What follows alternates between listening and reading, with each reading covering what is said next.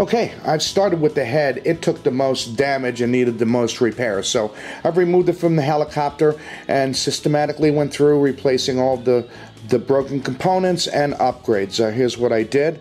First I put in a new main shaft. The old main shaft was bent out. Then I put in a new feathering shaft, and while I was in there I took the opportunity to clean it up and grease the thrust bearings and the bearings, make sure everything's looking good in there. I replaced the fly bar. I replaced the fly bar paddles. I also put on these turnbuckle adjusters for the pitch. I'll let you know how those work. They look pretty cool. And then I went through and I replaced each and every ball link. All I did was pop them out, clean them up, take the new one, made sure I Loctited it, lock them all down. At this point the head is completely done and completely rebuilt. It's tight, there's no slop in it, yet it moves effortlessly. That's exactly what I wanted to see. Moving on the pitch and cyclic, I mean, it's just free. This is very nice. So the head's all done. The next thing I'm going to do is take a look at the tail, so why don't we do that now? Okay, and it's on to the tail. Fortunately, the tail didn't take a lot of damage. I did replace the tail blades. One of them got nicked up pretty good. I also replaced the vertical stabilizer. Other than that, it really didn't take any replacement parts. But I did take the opportunity to pop it open. I made sure I greased the bearings in the transfer shaft. I re-Loctited. Make sure you're very careful with the Loctite. You don't want it to have any binding at all. Right now, this is moving very freely, absolutely no binding, smooth as silk. So at this point the tail is pretty much finished up. Now let's go ahead and move on and see what we're going to do with the frames. On to the frame. Fortunately, there was not a lot of damage with the frame. The biggest damage was the broken canopy mount. I simply had to extract the broken piece out of the main gear race. No big deal, put the new one on. I went through and re-Loctited every single bolt on the frame, make sure everything's nice and tight, and checked everything while I was doing it and made sure that everything is in good shape. And that's pretty much it for the frame. I've already gone ahead and started installing some of the electronics. I have the Hyperion motor installed. I have the Castle Ice Light 50 installed, and I have the high-tech HB servos installed, and the new tail servo installed as well. None of the wires are run yet. I'm going to go ahead and run the wires without the head and gear assembly. It makes for a lot easier job. Couple things that I did to make it easier. Number one, I left these loose because I know I'm going to have to be leveling out each one of these servo arms. Number two, each one of them I label what they were, and when I make the new links I know I can make them pretty much the same length. I also went and labeled the ends of the connectors to what each one is, so I know when I'm plugging it into the radio.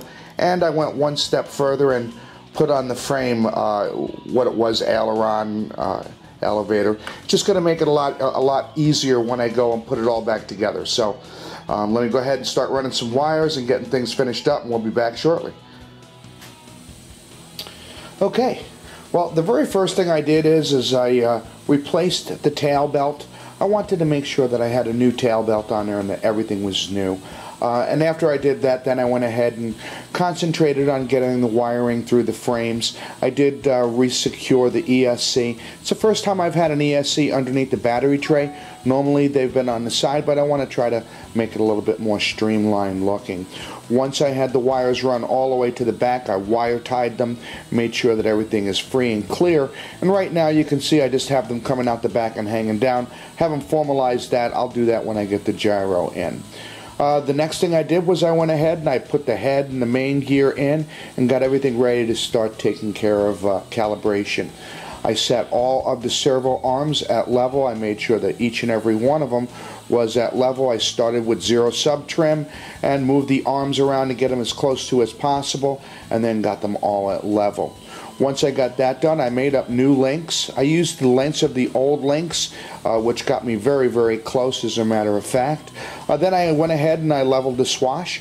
I leveled the swash at mid stick, at low stick, and at high stick, and got everything looking real good. Then I went ahead and put the head back on. I set the pitch. The links length were very, very close because when I started I had +10 and -10 on my pitch.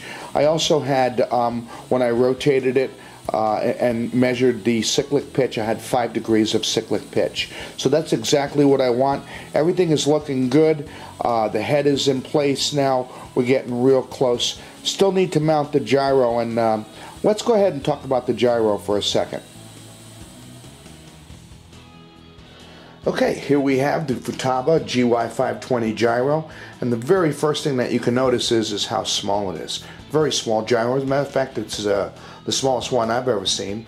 That's going to make it nice for positioning it inside the helicopter. I'll have plenty of room to put it exactly where I want it. Another important thing to notice is that there's only one cable coming from the gyro, and it goes to this dongle. Now this dongle accepts 3 wires. One wire goes to the tail servo, one wire goes to the rudder channel, and one wire goes to the gyro channel. I'll have to make up these other wires that go there, and I'll trim everything up and get everything neatly organized once I get the servo mounted. Now to make up these wires, I'll be using my terminal crimpers, and I do have some terminals with the right ends, so I'll be able to make up wires for the gyro.